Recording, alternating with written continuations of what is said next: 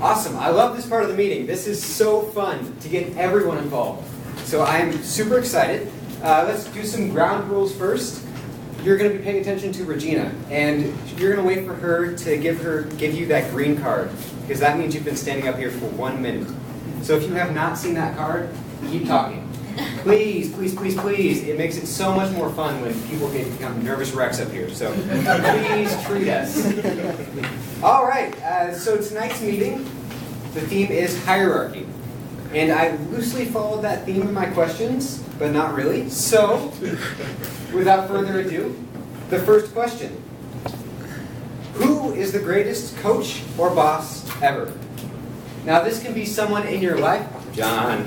Now, this can be someone in your life or a historical figure, whatever, really. Your mom, your dad, Abe Lincoln, who knows? Who cares? Who would love to answer this question in 1 to 2 minutes? All right, Adriana.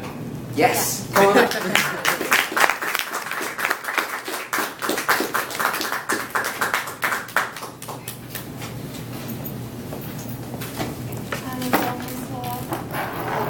really nervous. I never talked to 10 people, especially only like in class, and those only speeches I ever gave.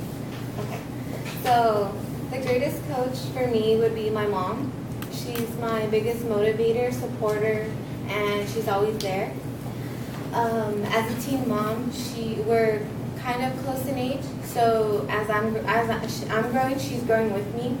So to have her there, she always reflects back on the things she used to do, and she tells me like, "You're exactly like me, but like, don't do this." And then when like I do something wrong, she's like, "I told you so." Like, I told you so, and like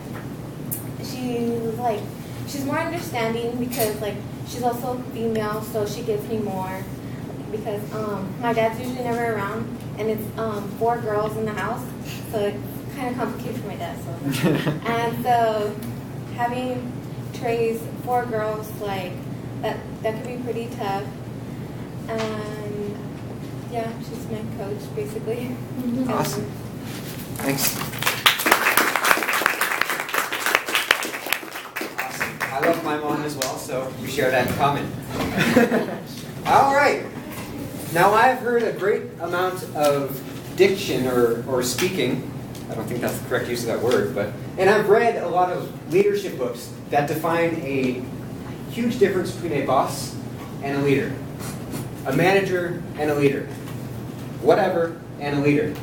What makes a leader, and what is the difference between a boss and a leader, a manager and a leader, something else and a leader? Garrett.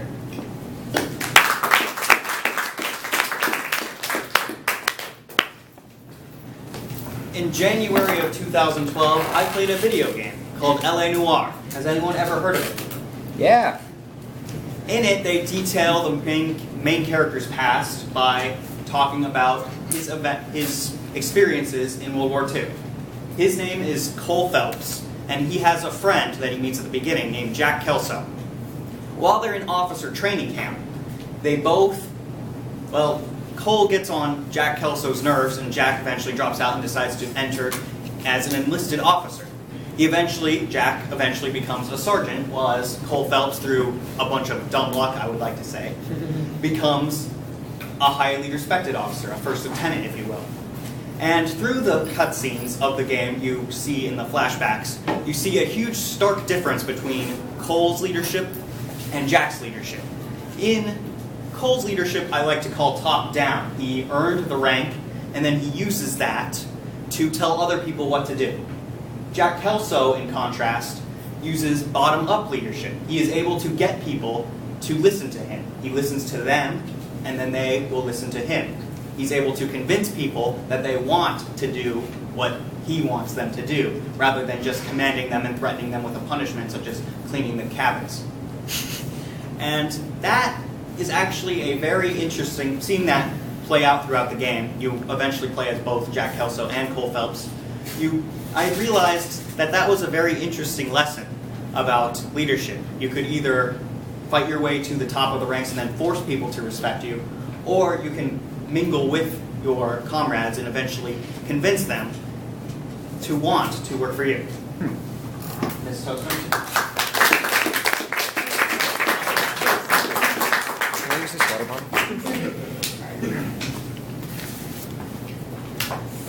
you, Garrett. All right, so tonight's theme is hierarchy.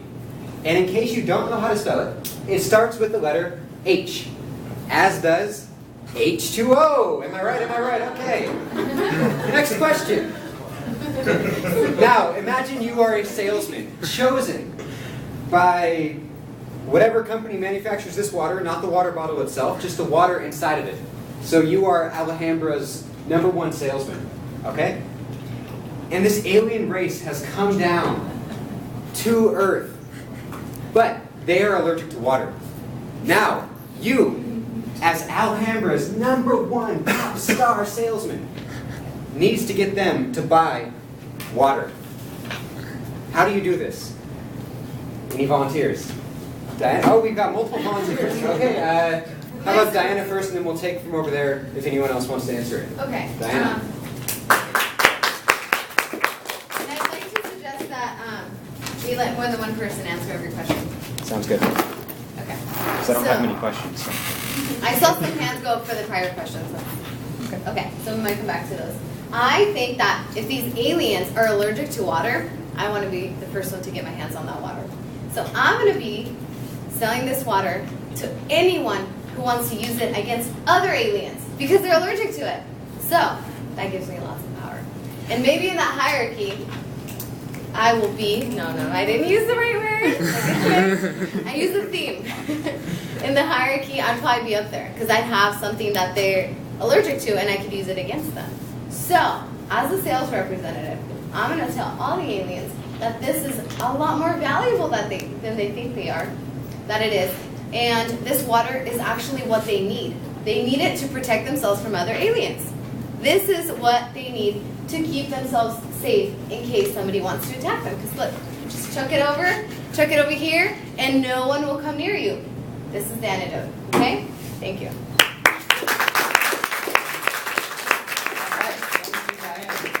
So we've heard the biological weapon standpoint. Anybody else want to address this? Okay, let's start with right to left. Zach first. All right. Okay, your name already. Anthony. Anthony. I should be wearing a name tag. You should be. Some other people need to wear name tags right now. Yes. All right, so you, whoa. Whoop, oh. All right, so you need to buy some water, I see. Oh, you're allergic. Well, do you know there's other uses for it? You could simply just sprinkle it on your curtains. You know those cats, those dogs, those alien werewolf thingies, you know, those awful bits. And your children, yes, your children, will stay off the curtains for the rest of their lives because, well, they don't want to break down hives. And it's really annoying, and they itch. So, you know, you can punish them a whole lot easier. Also, you know what else it works for? Keeping those neighbor kids off your lawn when they're playing in the sandlot. I don't care if they're the alien Goonies, the Boonies, the Troonies, the Paloonies. I'm running out of rhymes. But they'll stay off, and they will stay far, far away. And they will never come near you again. And you know what they do? Take their Frisbee. And you might be allergic to this, but have you heard of Kool-Aid? Have you heard of Kool-Aid? It is the most miracle cure for getting rid of all those allergens because we basically turn it into sugar. Flavored sugar. And that, it is why you should buy it.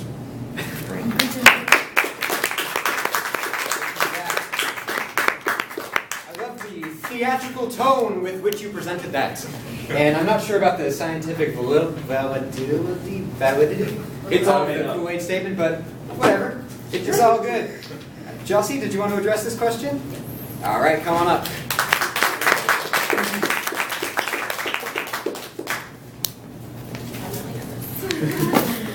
My turn. So if aliens wanted to buy water, they only think it's clear. They don't know if it's like, different color. So we could buy like those little Neos and like, squirt a little in there, turn it red or like purple. Or they didn't say what kind of water. It could be salt water. You can get them salt water. I'm sorry, really. Or we could. Is it just this brand that they want? No, just water in general. They're Oh, just allergic. Yeah. They kind of work. Can I do another topic? Sure, sure. Okay. Sorry.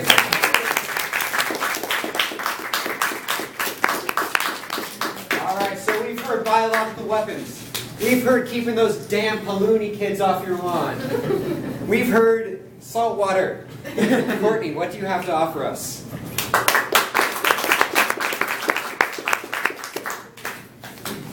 Alright, so you guys think I might be the saleswoman. Saleswoman who might not know exactly what she's doing is selling this water to an alien race that is allergic. Why would you sell something to a subject matter who's probably not going to want to buy in the future because he wants an allergic reaction? The thing is, we are in a drought. This is the way, if you want to destroy the human race. Drink up this water. Doesn't matter if you're going to drink it, put it on your spaceship, go to space, put it in space, doesn't matter. It's going to be gone. Then you will have this planet. I don't know why I'd be doing this because I'm a human. Maybe they would like put me somewhere in their lattice and give me like some oxygen body thing. I don't know. For helping them out and just giving this amazing planet to them. But that's, I don't know, that's what I like to think. I think outside the box. I'm pretty generous. I like to help new people, aliens included. So this is a great source of water. How much time I have left? Good. Yeah.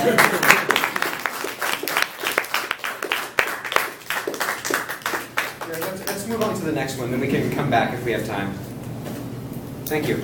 I know you like helping people and exterminating humans, so yeah. All right, let's see here. So, the year 45 AD. The area, Rome. The crisis, a new emperor is needed. But they're looking at you. You're being interviewed for the first empress or the second emperor of the Roman Empire. And you're asked by the powers that be, what makes you qualified for this job? The emperor of the largest known empire in the entire world. What makes you qualified? Elliot.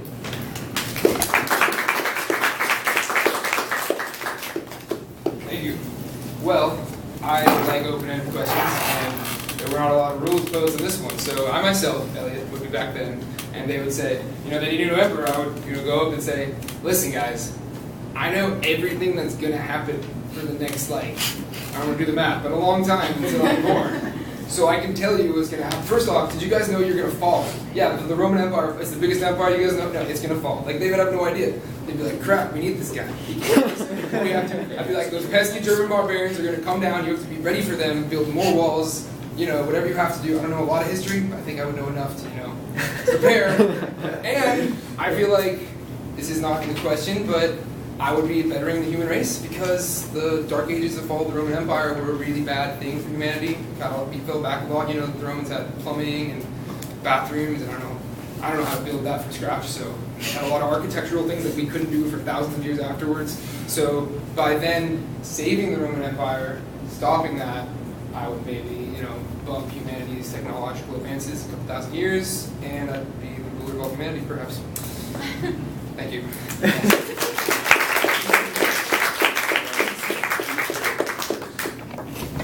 Caesar Eliotomatus. I love it. I love it. Any other candidates? Caesar Eliot or Caesar Tacitus? Yes, come on. Thank you, Mr. Topics Master. So, first century Romans, there was quite a hierarchy that they built up. No snaps. They were all about depravity in the first century. They were all about being out, depraving one another. You had fairly sane Caesar Augustus to begin with. We had Julius Caesar Augustus. Then they sort of went downhill from there. And you had Caligula, and you had Nero playing the fiddle while Rome burned. You had the crazies. So I want to buy into that if I'm going to get elected emperor, kill people emperor. I don't get born into it. Three things: orgies, vomitoriums, and coliseums. With orgies, you just have a big party. And you throw all the keys in the fishbowl, you take all the clothes off, you go into one of their lovely colonnade facilities that used to be the Senate, there was a whole republic, now it's an empire, you can use it for whatever you want to. Then you have vomitoriums. It's pretty self-explanatory what these things are for. Have you ever seen Hunger Games? How sort of depraved they are in the capital? That's the new Rome in the new century. So you want to do that same thing. Just go crazy. I don't know if you've read it, but I think it's the second book. They eat all the food up and they don't want to get fasted. They just sort of bulimia it out. We can have that kind of vomitorium in Rome as well. The last one is Colosseums, because who doesn't like lions? Lions are fun. And we don't, we should use some sort of group that's out of power, like Christians, so we can put them in the Colosseum. And we can set the lions on them. And we can all have a lot of fun, and nobody gets mad because they don't have a lot of power this way. So, if you want to help me kill people to become emperor, I would be happy for your vote. Thank you. Having for the descriptions of orgies, support of bulimia, and the support of the persecution of underpowered people. Heretics. Thank you for that. Yes. Heretics. Thank you, Zach. Thank you. Let's see. Do we have time for one more? Yeah, okay. Yes. Let's see. These are kind of crappy. We all know Maslow's hierarchy of needs. Yes, yes, yes. At the very top is this thing called self-actualization. Now, this has a definition in the psychology handbooks, of course. But what does this mean? What does it mean to be self-actualized? Takers. Sean, maybe? Sean? Come on. Yeah? Who? Yeah, anyone- wait. yeah, I will. You know what, Sean? I'm choosing you. Oh, yeah. Come on up, Sean.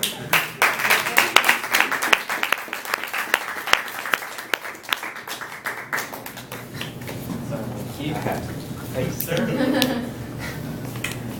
Question again, what does it mean to be self-actualized? Yeah, of course. Or you can do the water one. You know, I can go for 60 seconds here. I've started. Just.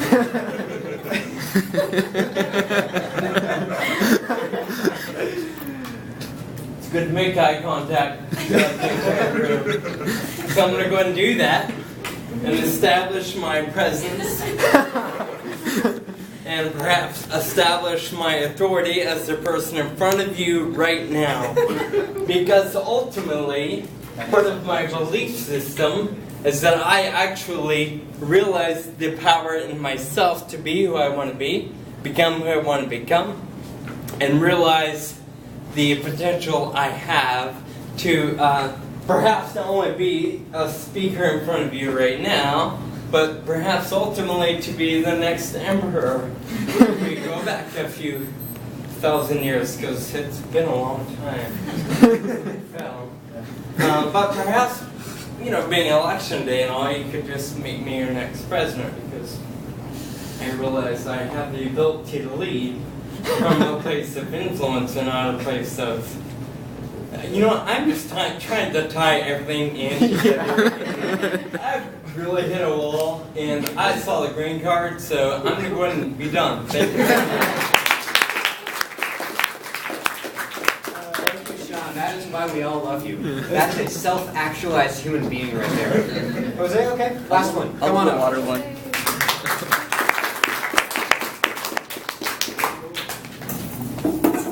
Where's the water? It's Elliot. He doesn't mind. Okay, so Mr. Alien, thank you for walking into my water store. What brings you in today? I need some water, bruh. Why do you need some water? How do you understand? I don't know. I was just told to buy some. Well, I heard water was really bad for you. It might kill you. Is that true? I don't know. I've never tried it before. Never tried it? We're assuming that it does. All right. So from what I understand, water can kill you, right? Okay, so is it fair to say that water is the enemy? Sure. So in your opinion, what's a great way to defeat your enemy? Consume it. Is there a better way to do that? Not that I can think of. No. What about understanding your enemy? Is that a great way to beat your enemy? Yes. So what if you could understand water? That would be great. What if you had all the water we have in stock right now? You can analyze it and study it, and you can understand it. Why wouldn't I just buy that one that you have there? It takes a lot of water, though.